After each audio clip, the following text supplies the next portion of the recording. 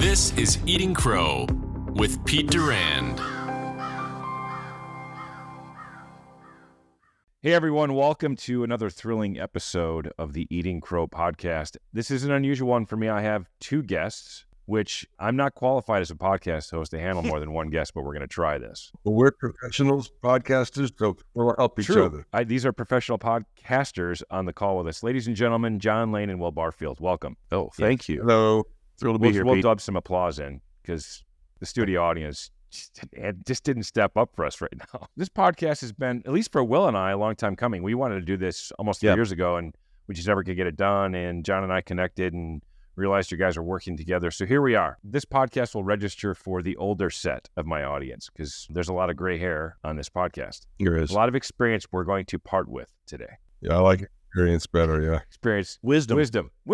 So let's start with this. Can one of you share why you guys are working together? Let's start there and then we'll work our way back. John likes to go first, so I'll let him go first. Perfect. I was going to say, John likes to go first, so he should probably let Will go first because it can be a little domineering. We're like a married couple. Why don't you go first, honey, and you give your reason, and then I'll disagree with it. Great. Let's go back to the summer of 1995. Oh, We moved to Raleigh in the late fall of 19. We got settled, bought a condo, humble brag, and got settled, and the pandemic hit, and things got a little bit wild. And right about that time, our mutual friend, Lee Folger, connected Will and I, and all of a sudden, Will had time on his hand, and he can explain that. And we started chatting, and we just decided to meet and chat every week or so. And one day he said to me, "Hey, John, do you know anything about assessments?" And I was like, "By golly, I do. Okay. Not a lot, but I know something." And we started talking about assessments and how they're used. And he was thinking about how he could use them in his recruiting practice. I was thinking about how to use them in my consulting practice. And it was just super organic. We just kept going on that trail. Will, is that how you remember it? Pretty close, yeah. I mean, Pretty close. pretty close. I'm going to add some color if I can. Are you done? Sure. You don't have to be. To add some color to that and bring it up to present, Lee Folger, who was a mutual friend, I've known him for several years. He introduced John and I fortuitously in the spring of 20. Pete, you and I have talked before. I've been in sales and business development work for 25 years. I've been in the recruiting industry focusing on revenue-related positions for almost 20 years. I've been a small business owner with my wife, Amy, our woman-owned small business for the last 7. John comes from a background in advertising and media and marketing and business development. When I met him, he was consulting and still is with a lot of early-stage startups and companies that were kind of at that moment of product market fit, trying to get out there and generate revenue. And because a lot of my customers were startup and early stage companies with the time that we met, we thought initially it'd be just a great referral relationship. Like, hey, like maybe some of the clients that John's working with, when they grow, they might be recruiting, you could refer me in. And we set up a program where I would pay him a referral fee for that connection. And then maybe if I had a company come to me that was too early for recruiting and not quite ready to add people, but really needed a consultant like John, that I could refer him in. Problem was, and why John made a joke about the fact that I had time on my hands. If you remember when COVID hit, the world shut down and everybody went home and hid in their basement under piles of toilet paper waiting for the world to end. And when that happened, human resources, Pete, said, we're freezing hiring. Yeah. Well, I'm in the recruiting business. What do? I help companies hire people. I don't do it on a contract basis. I'm a direct hire recruiter. I fill full-time positions. Sure. I'm a bounty hunter. So when every single full-time position I'm working on is frozen at the same time, I got time on my hands. Did you exercise? No, negative. There'll be none of that. And we'll Sorry, get back to that later. You dropping the funnies No, in, but this is what he does to me on our podcast okay. all the time. And it's for its own amusement and mine. I'm looking at our business, my wife and I, and trying to figure out, okay, well, when is this going to end? What's next? And one of the thoughts we had was, is there some kind of recurring revenue that can be, dovetailed in, bolted on to help with the company? And we were investigating assessments because my clients often ask me, Pete, do you use a tool to help with recruiting or to evaluate fit in the role for retention for people? And I'd always deferred. Right. But I brought that point up to John in one of our strategic conversations.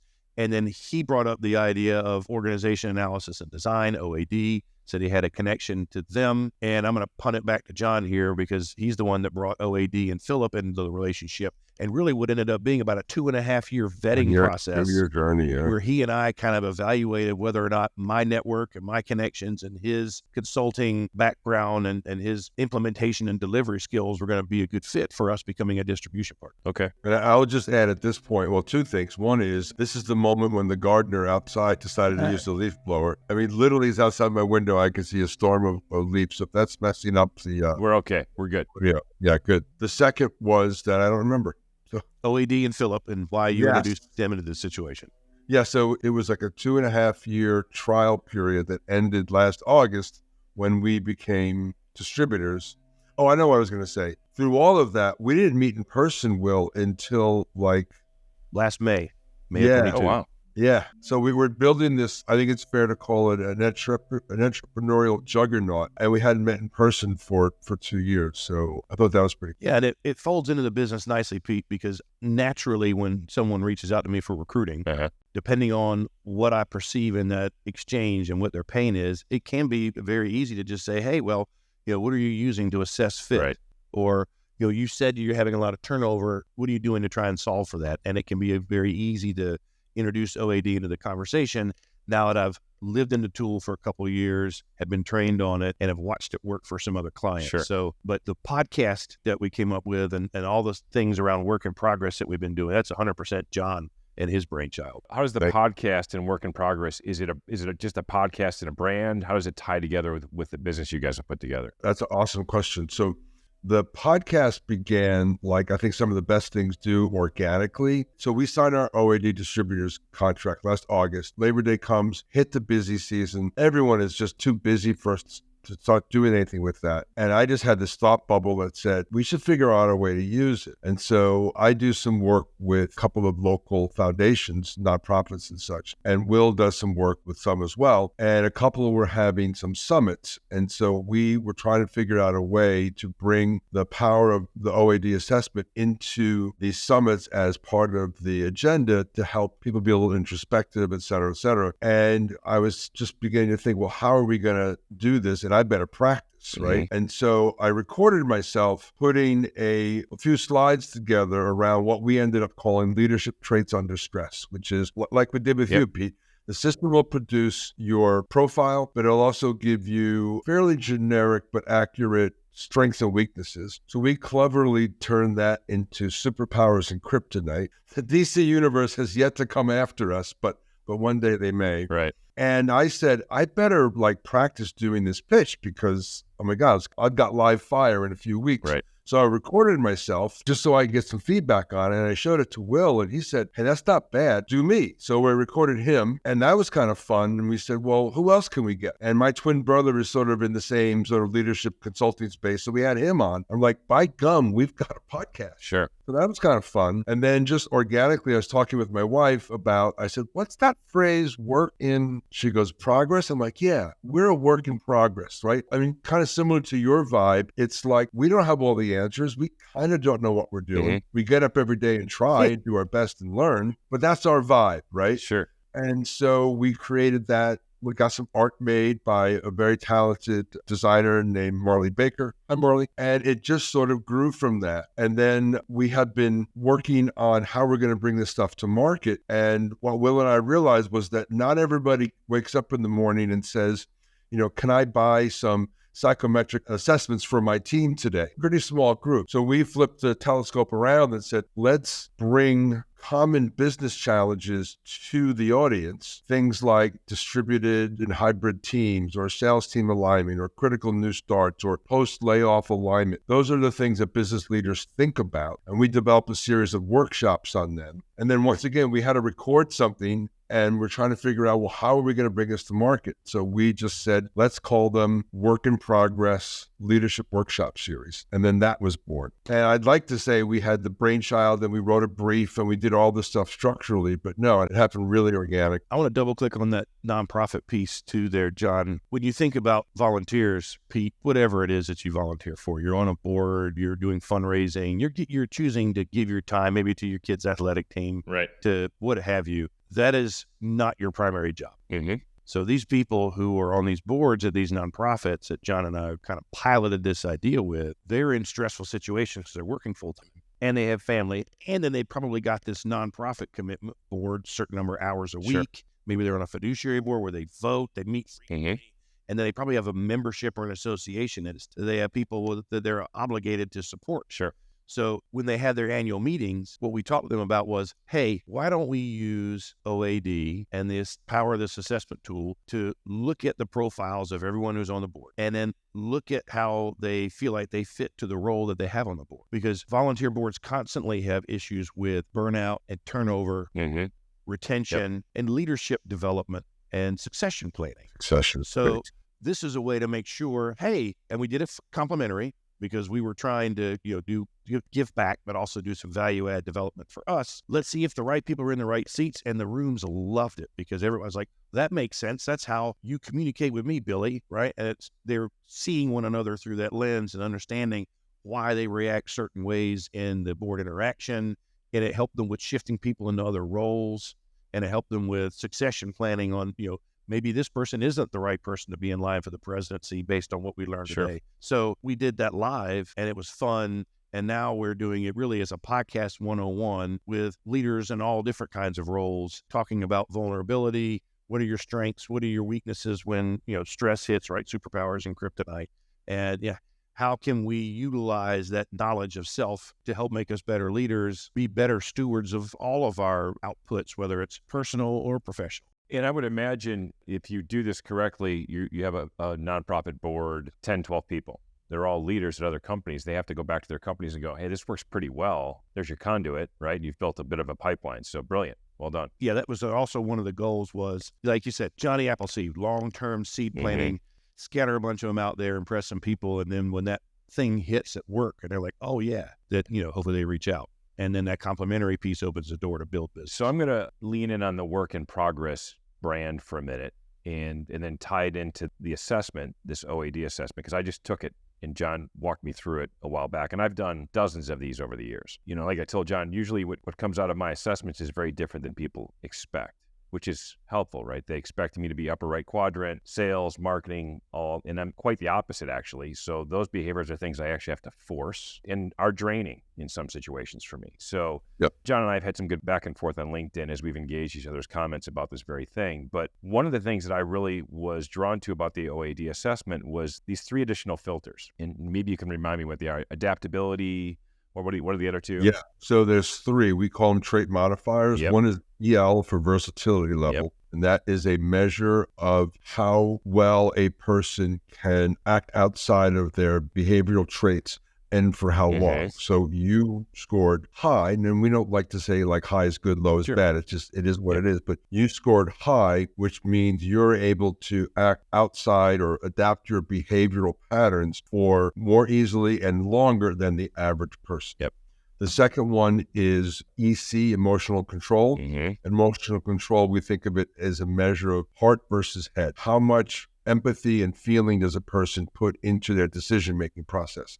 Somebody with a low score uses a lot of empathy and feeling to make decisions. Somebody with a higher score treats decisions in how they see it as more logic-minded.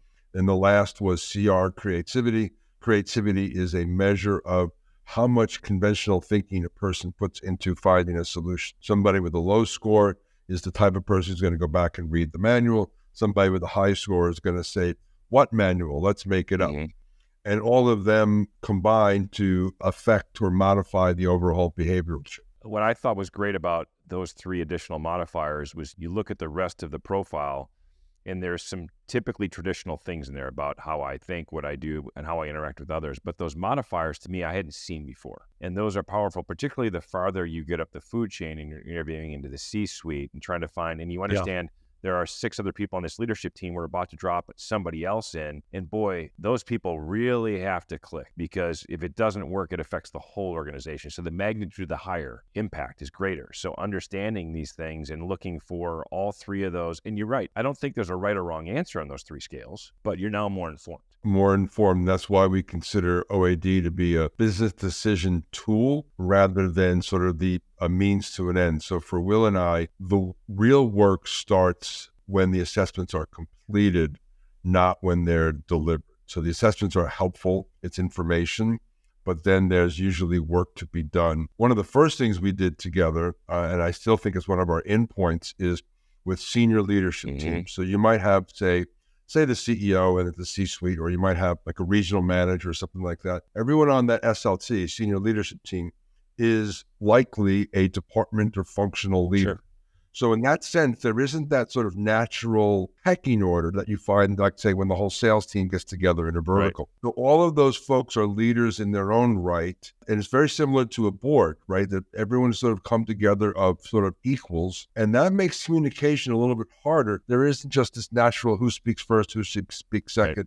Type of thing. And so we've done a bunch of work with senior level folks to understand how different people like to be communicated. So people like me, I call a more socially oriented communication style. I'm PowerPoint, I'm persuasion, right? People on the left side, more technically or analytical side, they're like, send me the spreadsheet. And so what we find in those senior leader groups is disagreement and friction tends to happen on context, sure, not content. Because you don't ever get to the content because you're fighting over, stop trying to sell me, why didn't you send me the spreadsheet type of arguments. And so that's where we think we can come in and just shed some light on how people like to communicate and like to be communicated to or consume information to make decisions. So this next question is for Will. Will, in using these assessments, whether OAD or another one in the past, I want to drill into how much of your work is what John just talked about from a leadership consulting perspective versus hiring. Will, have you ever done an assessment, got the results back and looked at it and then said to the client, you can't hire this person? Great question. One of the reasons that I have deferred for so many years on attaching to an assessment is having worked with clients, most often in a situation where an assessment came down from maybe a private equity company. Common. Yep. The private equity company says, we want this assessment administered as soon as someone applies. And if they don't score X, then they're out. It's an in-out, pass-fail. I know that's not fair. Not that the data isn't, valid or helpful, but that is a component of the overall interview process and should be looked at as a whole. John's got a graphic, one of our PowerPoint decks where you got the iceberg, right? And you've got the traditional interview process, which is the top that's above the water. Right. And then you get all the data below that you can't see in an interview process because it's below the water. Sure. And the assessment tool is supposed to reveal that. Sure. So no, we have not used in a situation where we've advised, or I have advised, hire, don't hire. We're in the middle of a process right now. One of my clients came to me and said, hey, we have someone who is retiring, been with the company as the sales leader for the U.S. for many years. We need to do a confidential search for the replacement. We're going to look at a couple of internal candidates, and we're going to look at some external candidates. And we had the job description written up. We have kind of this scorecard idea of what we want to do with the role and how we want to interview. And I said, hang on a second. This is a pretty critical hire. Someone who has a lot of tribal knowledge is leaving the company. You're potentially going to either promote someone internally, and that's going to create, opportunity and potentially friction, or you're going to bring somebody in externally, opportunity, friction. I have this tool you can utilize, and we can take all of these people through the process, your internals and your externals. Everyone goes through the same evaluation. We look at the data to go along with the interview information, and you can make a holistic evaluation of who is the right fit for the role based on all components, with the data being part of it. Sure. So you think about that internal candidate, right? Internal candidate's been there 15 years, knows the company inside and out, has been moving up, and this job is the next step, right? Is that the right move? Or is it an external person who is at the same level at another company and can come in and potentially hit the ground running, but how is that going to impact the feeling of the people who were internal that didn't get the job? Sure. And all those things. So there's dynamics that are going to make it uncomfortable no matter what the result is. But when you're making that decision at that level, there's what I have to say as a recruiter that is valid, because I've interviewed thousands of people and filled hundreds and hundreds and hundreds of jobs in the last 20 years. I've got some subject matter expertise, but I don't know their business like they know it. So you need my input. You need their internal input. And then if you complement that with the data, then you've got a really nice collection of information that is, statistical and emotional, and can help you with a choice that is this important. So I have been in situations where that was used as an in-out or a pass-fail. Never was it my tool that I was utilizing. And I picked OAD really because of those three components that you brought up, right? The additional three factors. that are going to get into the personality trait pieces that are really interesting to measure, that versatility level, the emotional control and creativity. It's really shown up in more than a couple of cases to be a great tool that helps with an overall evaluation of right hire. Yeah, I think that the key thing you said there is this holistic approach, right? So if you build what I'll call a matrix of criteria for the role, and you do the interviews, you've done this survey, and I always like to do for a key hire a team interview, like a knowledge interview process where for a larger customer, I'll actually orchestrate it and run it for them, right? Because I want everyone, and I instruct them, is I want you to observe how that candidate answers everybody else's questions. Because a lot of times, when we're interviewing somebody, we're not necessarily observing as much as we're processing. And you want them observing everybody else. Because, and it's funny when you watch people with very different profiles hear the same answer, their reaction's very different. It literally, we all heard the same thing. And that's why it's important, because if we get together after we interview somebody individually, we're like, well, that's not what I heard. But when you do it as a group, you all saw the same questions and the same answers, but then you have the ability to observe. Yep. So I like the idea of kind of mapping out all the ratings and scores from that entire process. And then you've got this, what I'll call an objective survey result. It's objective. So when everybody else has opinions and their own preconceived notions through an interview process, I like the idea of this survey. If there's an outlier in that survey result, that's where it gets curious when you map it against everything else. Right. My guess is if you have 5 people in the interview process for a key role, and you've got this outlying data point from the survey, there was probably smoke in the subjective parts, and the fire was just identified in the objective part. Like, yeah, we thought, and now you've got some data that says this could be a potential issue, or drill in more to it, find out why that is. So I think it's important. So my next follow-up question is, John, you had indicated earlier that you do some work for nonprofit boards and for companies and leadership development. How much of the work you two guys are doing is more on the consulting side versus the hiring side with this process? Well, I'll weigh in from my end. So Will has in many years established business as a recruiter. I pivoted away from being micro-focused on early-stage startups at the end of December, and it was only in January when I pivoted my solo consulting practice to leadership development, leadership consulting. So it's somewhat early stages for us, and only in the last week we've been rolling out our workshops and our go-to-market and the podcast and all of that. So that's full-time for me. I have a couple of advisory roles and that kind of stuff I keep up with, but my everyday work is on the consulting practice, and we're starting to grow it, et cetera, et cetera. My number one source of business is one William Barfield. Right. So he has done a masterful job of working the A&D into his practice, which is he can now differentiate his recruiting practice from others by working the OAD assessment and that process into it. But then we have this really nice situation where I'll call it the hiring panel. So the TA, the job, the hiring manager, the panel like you just talked about. Sure. All of them take the assessment as part of working with the candidate. So the new candidate comes in, they have the OAD assessment, and all of a sudden now there's questions about, well, can this new person's full team have the OAD assessment? Right.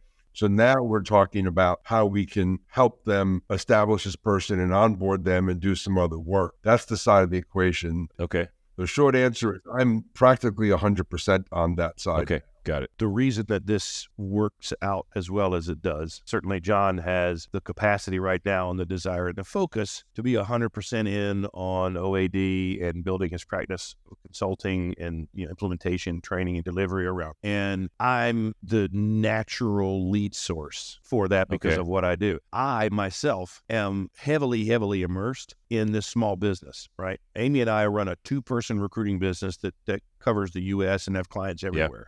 And I'm not only business development for Barfield Revenue Consulting, I'm delivery. So I'm finding these opportunities, and then I'm filling the jobs. So I'm 24/7 on running our small company, but I carve out time every week to make sure that John and I are meeting and focusing on OAD, and we're recording the podcast. And then I tee up leads naturally, and I kind of spur the interest, have a follow-up conversation, fold it into what I'm talking about with, maybe I'll fill your job for you too, and how about this OAD tool as an add-on?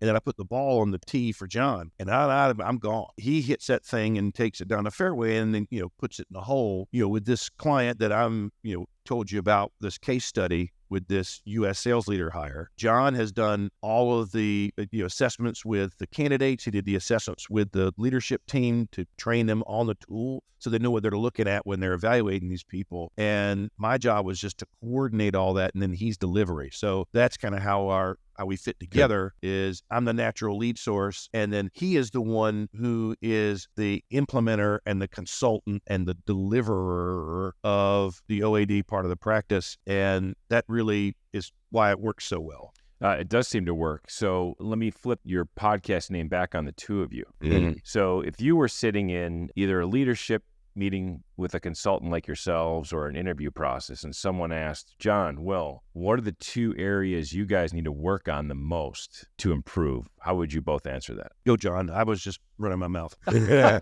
Like, I think there's functional things, and functional things can always be handled with training and whatnot. And so I'll answer this more out of like the OAD assessment. So for folks at home, our 4 traits are assertiveness, extroversion, patience, and detail orientation. Okay. So I am high A, high E, middle P, low D. Okay. And all of these are strengths and weaknesses. And so I have the energy, and I get charged by being with people as opposed to drained. I will stick my hand in a buzzsaw just because, I'm okay to do that. Other folks are more reserved. However, my follow-through isn't always as good as it could be. So what I've done is I've built systems around me to help me do follow through. But where I've been most successful has been in complementary situations. Like when I was selling complicated ad tech stuff, I was really good at first meeting. I was really good at driving in-person meeting, but I was extremely happy to delegate. Okay, now we're going to do a detailed demo. We're going to talk about how many bits per second or something that the machine can operate on. I was more than happy to delegate that. So that's a strength of mine, but it can also show up negatively. So what I tend to do is, and maybe you and I talked about this, Pete, strength finders. So I tend to spend more of my time focusing on where I'm strong and then put other things or systems in place for where I'm less strong. So to answer your question, detail orientation is a constant area of focus for me. And that can be functional, that can be interpersonal, that can be in any realm. So that's where when I do work on weaknesses, it's always tied to that, and patience, because I'm not a super, Will, what do you call me? Oh, there's so many things. Some of them aren't appropriate for the show. Low P. Yes. You're low P. Low P means I nickname. operate with a lot of urgency and get antsy when Will hasn't responded to me in the amount of time that I decided was appropriate, without him knowing what's appropriate. I can see that, but that's also the tendency of someone who's trying to get things done. Yeah. Well, and John has done a great job of, utilizing tools and technology to help him with his, follow up and follow through and those types of things. He's got a CRM tool that he introduced that we are using. He drove that, has everything in the cloud and with us connected so that I can access whatever I need, and he'll pull that up in our meetings. And so he's done a great job with that. From a detail orientation standpoint, what he has started to do is when he's getting ready to send something out, he'll run it by me first for a proof, because my detail orientation is higher, and may see some things that he missed or catch some stuff. He also runs it by his wife, Carol, who is excellent at those things as well. So he's recognizes what his kryptonite is and then tries to address that. If I can answer your question, I would say that the hardest thing for me was getting comfortable with talking about OAD and introducing it at the right moment and the right time with clients and prospects that I'm working on in current business practice. So it was just a muscle that I hadn't strengthened really at all in 22, because we were trying to evaluate, are we going to invest in this distributor license? Because I didn't just give them away for free. No. You got to go in the hole before you can come out, right? We're trying to go down to go up. And I'm focusing on the business. And, OAD's kind of out here. And then we sign. And it took us a handful of months with the holidays and everything else to get trained and to get, OAD's, top people to come down to Raleigh to give us 3 days worth of in-depth training. And by now it's, end of February. I hadn't done a lot of pipe build, but what I have done is now that I know, I feel much more comfortable with the utilization of the tool and talking about it because of the training, but really because John and I exercise these muscles once a week on this podcast, it's much more natural for me to start introducing it to the right clients who say the right things, making sure that they know this is part of an overall consulting practice. It's Barfield Revenue Consulting, not Barfield Recruiting or Barfield Staffing. When I picked that name many years ago when we started this business, my goal was that talent was going to be a component of an overall consulting business. But because things went wacky in COVID, and I went from running a much bigger company with a lot of people who were delivering recruiting, and I was doing some consulting, to having to invert that and go back into production so that Amy and I could keep the business going. And I've stayed there. I've had almost no time for consulting because I've been talent acquisition. This attachment of OAD enables me to have that consulting component and talk about it in a really appropriate way. And then I get to put it on a platter and hand it to John. And then he actually delivers on the consulting service while I continue to recruit and focus on the talent. Well, I think the reason I asked that question is it's important for you guys to be able to share your story to help clients understand how all this has to fit together. Like, these are the things we're looking for in your leadership team. And one of the earlier examples you would use, John, is if I know that as a CEO, I got feedback from one of my board members one time, and it was spot on. Even though you're not naturally wired to be a sales guy, you're always in sales mode. So when you walk into a board meeting and you present something that's not going well, you're already moving on to the solution. You're already moving on to how you've put the blocks in place, addressed it, tackled it, and you're fixing it. And I'm just going to be blunt, because when you throw a shit turd on the table, stop, pause, because the board wants to smell it. They want to taste it. They want to get in and find out where this shit turd came from, how it happened. Once they digest it and it tastes bad, then they're ready to move on and talk about it. But they want to pause and talk about it. So I think as you describe how leadership teams, boards, whether they're nonprofit or whatever, it was great feedback. No one had ever given me that feedback. So I may have over-indexed actually for the next couple of board meetings. And I spent a lot of time talking about the shit turd, and they were like, well, wait a minute. What are you going to do about it? I said, well, don't you want to talk about the shit? No. So I think it's insightful, and we're going to wrap it up with this. I was a skeptic of a lot of these surveys. I didn't feel they were applied properly. And one of the things that you guys made clear, and I think, I'll go to your example about the client who has the long tenured VP of sales, about to leave, potentially bring up somebody internally or somebody from the outside. I would be very curious if that person took this survey. If you said to the leadership team, hey, this person's survey results are like this. He's been wildly successful for 15 years. This may be a bit of a blueprint that would give us an indication of somebody else that might come to the table with the same skill set, approach, attitude, everything. It doesn't mean because everybody has different operating styles. And this is where I think people miss. They run all these surveys out there, but they don't know what they're looking for. Right? They just don't know what they're looking for. Now you can say, this has worked. So if we have somebody comes in with a complete opposite, we need to understand how that's going to happen, right? And maybe they've been wildly successful selling someplace else, but maybe it doesn't apply to this industry, to this team, this culture. So I think you're using it in a way that offers a lot of input and output that gives people just a lot more information to make decisions. No, and if I can, I want to give you some content and context here. I asked that question. Well, actually, I was more assertive. Right? I'm high A. My assertiveness leads over my extrovert. And I said, I think you should run that sales leader who is exiting through this process. We need to look at that profile. And they said no. Oh, interesting. Because we are looking to make a very strategic directional shift in the business. Okay. And the way we've always done things is not the way we want to do things now. We've been very focused in this commodity area. There's not a lot of margin in it. There's some other opportunity exploration areas that we want to go to. This person hasn't wanted to go that route. We are grateful for everything that they've done, but we don't want to replicate that. Okay. So the cool thing about OAD, Pete, you gave me a chance to bring this up. I wanted to hit on it, is there is a component called the Job Analysis Questionnaire. Okay. And it is a form with several questions on it. And these are difficult questions, and it's 5 options under this question: more likely, less likely, whatever. Sure. You've got to be forced to select one. And we send this job analysis questionnaire out to the client, and they think about the role they're hiring for. Okay. And each of these people is a stakeholder in this role. One's a CEO, one's a head of human resources, whatever. They all fill it out separately. Then they get together and they got to agree, and they got to distill that down to one form with multiple answers on it. And when they all agree, that form is put into OAD, and it generates a profile just like the one you saw. Sure. It generates a profile for the role as they envision it ideally. Yeah. And then the candidates who go through the assessment, as you know, the way that the assessment runs is it's 2 pages of adjectives. Mm-hmm. On the first page, it's like, Pete, who are you? Which adjectives describe Pete? You pick.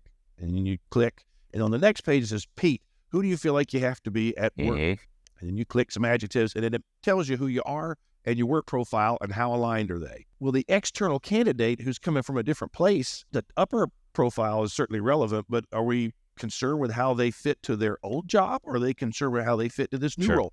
We're more concerned with how they fit to this new role. So it matches the top of who they are with the new role that was created as a result of them agreeing on this analysis questionnaire.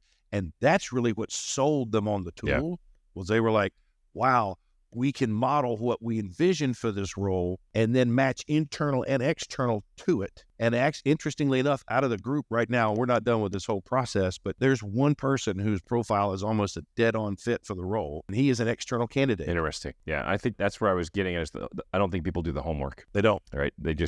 We create a target, and then the candidates are assessed not just in the wild, but against the target. By the way, if you have 10 candidates you think are inbounds based on the subjective input, and you have this survey result that says this person from the outside is a dead nut fit, you want to lean in there and find out why. You want to get them through the process quicker. You want to make sure that you've got this. I think it's fantastic. Yep. Well, gentlemen, exactly we are wrapping up our time here. We could probably go for another couple hours, but I appreciate you guys sharing with us why these assessments are important, how you use them, and hopefully people listening can figure out, this is something we're not doing in our organization. What do we got to do? I'll put some links in the show notes to make sure people can find you guys as well. So, nice. Thank you so much. And we fun, look forward to you being on our show. Can't wait for you guys to dissect my survey. We will. We've been working over. It will not be nearly the professional experience that this has been. It's Keystone Cops. I mean, it's You've just already a total shaken scratch. I can't. Sure. I can't wait.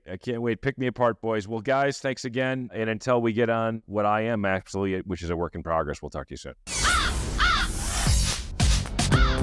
Thanks for checking out Eating Crow. Like and subscribe so you never miss a video.